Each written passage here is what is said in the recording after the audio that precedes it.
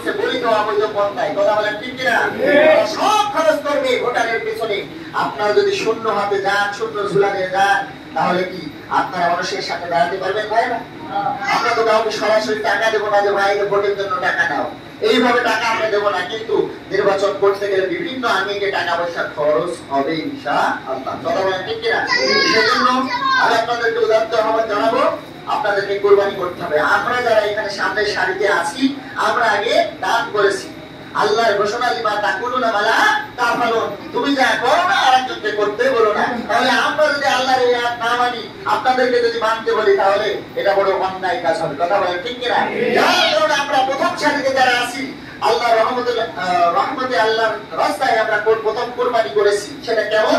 আমাদের 1 মাসের আয় আমরা আল্লাহর রাস্তায় দিয়েছি, সঙ্গে সঙ্গে জেলা আমিনের ঘোষণা ছিল 1 মাসের আয় দিলেই হবে না, শুকরিয়া স্বরূপ